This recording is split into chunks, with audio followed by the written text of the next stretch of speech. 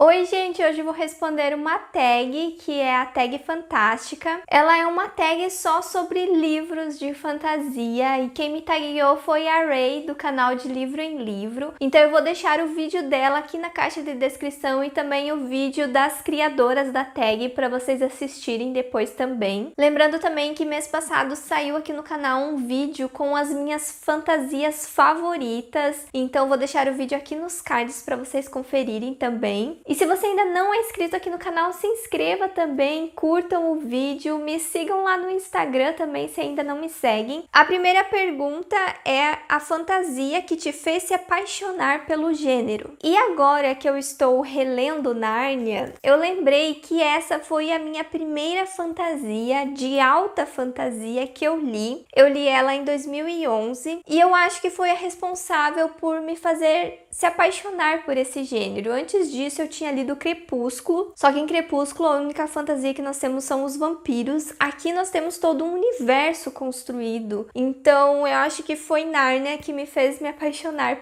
pelo gênero. Um mundo que você gostaria de viver. E eu vou ser bem clichê mesmo e dizer que eu queria viver no mundo de Harry Potter, eu queria ser uma bruxinha assim, eu queria estudar em Hogwarts, eu queria entrar na casa da Corvinal, mas eu queria estar lá depois dos acontecimentos de Harry Potter, né? Ninguém quer participar de uma guerra aí contra bruxos do mal. E ai, gente, é um mundo tão fantástico, é muito difícil você não se encantar, não ficar fascinado por esse universo da J.K. Rowling. Um cenário político bem construído. E não tinha como pensar nesse livro, nessa pergunta, que na verdade não é esse livro, mas a série inteira das Crônicas de Gelo e Fogo do George R. R. Martin. A política dessa série, gente, é a mais bem construída que eu já li, porque ela é muito complexa, ela envolve muitas famílias, mas principalmente muita história antes da história do primeiro livro, sabe? Tem todo um embasamento da história desse universo que é todo em cima da construção política da história. Então, gente, é incrível como que o autor colocou isso aqui. Um clichê que você gosta de ler na fantasia. E o clichê que eu gosto é um que tem praticamente todos os livros de fantasia, que é quando um personagem descobre que tem poderes. E quando ele não tinha conhecimento sobre isso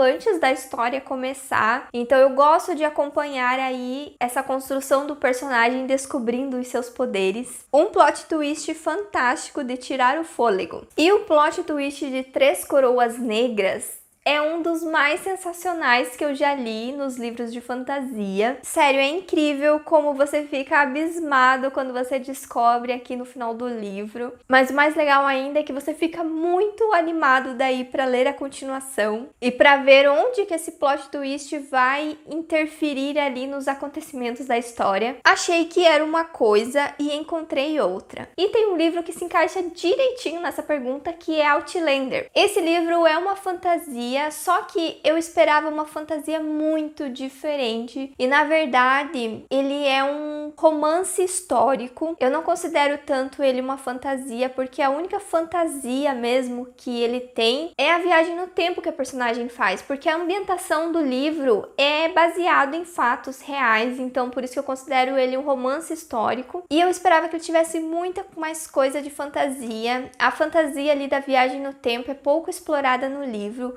O livro é muito mais um romance hot também. Então eu fui muito enganada ao ler esse livro. Todo mundo ama menos você. E eu vou falar de um tom mais escuro de magia, porque eu sei que muitas pessoas gostam desse livro. Muitas pessoas gostam muito da continuação e eu abandonei a continuação. Eu abandonei Um Encontro de Sombras e Um Tom Mais Escuro de Magia foi um livro bem fraco pra mim. Consequentemente, eu não vou ler o terceiro livro, né, dessa série. Então foi uma série aí de fantasia que não funcionou comigo. Um final devastador. E não tem como eu não me lembrar de O Herói das Eras, que é o terceiro livro da trilogia Mistborn. Ele é a conclusão da trilogia, então ele teve aquele final arrasador, devastador, né, na verdade. Mas ele foi um final muito bom.